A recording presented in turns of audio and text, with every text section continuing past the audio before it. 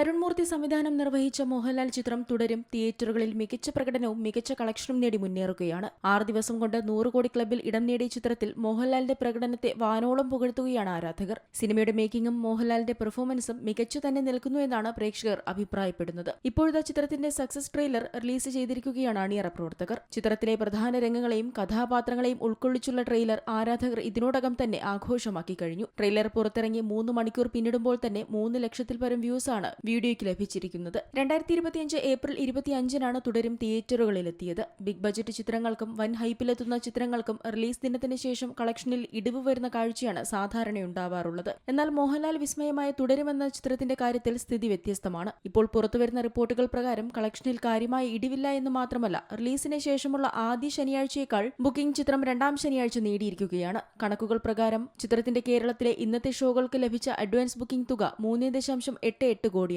ഇത് cinema release ചെയ്തതിന് ശേഷമുള്ള ആദ്യ ശനിയാഴ്ച ലഭിച്ചതിനേക്കാൾ കൂടുതലാണ്. 3.77 കോടിയായിരുന്നു ചിത്രം ആദ്യ ശനിയാഴ്ച കേരളത്തിൽ നിന്ന് നേടിയ അഡ്വാൻസ് ബുക്കിംഗ് തുക. വരും ദിവസങ്ങളിൽ സിനിമയുടെ കളക്ഷനും കുത്തനെ ഉയരാനാണ് സാധ്യതയെന്ന് അനലിസ്റ്റുകൾ പറയുന്നു. സിനിമയിലെ ശോഭനയുടെ പ്രകടനത്തിനും കയ്യടികൾ ഉയരുന്നുണ്ട്. ലളിത എന്ന കഥാപാത്രത്തെയാണ് ശോഭന അവതരിപ്പിച്ചിരിക്കുന്നത്. 15 വർഷത്തിന് ശേഷം മോഹൻലാലും ശോഭനയും ഒരുമിച്ചെത്തുന്നു എന്ന പ്രത്യേകതയും ചിത്രത്തിനുണ്ട്. ആക്ഷൻ മൂവിയായ എമ്പുരാനിൽ നിന്ന് ഒരു ഫീൽ ഗുഡ് മൂവിയിലേക്കുള്ള കടന്നുവരവിൽ ആരാധകർ ഏറെ സംതൃപ്തരാണെന്ന് പുറത്തുവരുന്ന റിപ്പോർട്ടുകൾ പറയുന്നു.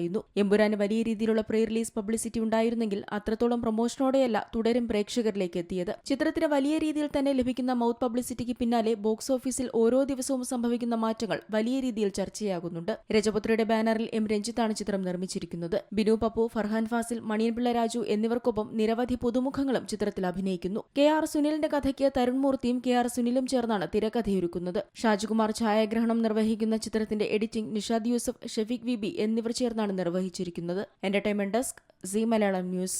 ഏറ്റവും പുതിയ വാർത്തകളും വിശേഷങ്ങളും വിരൽ തുമ്പിലറിയാൻ സീ മലയാളം ന്യൂസ് എല്ലാ ഡിജിറ്റൽ പ്ലാറ്റ്ഫോമുകളിലും ലഭ്യം.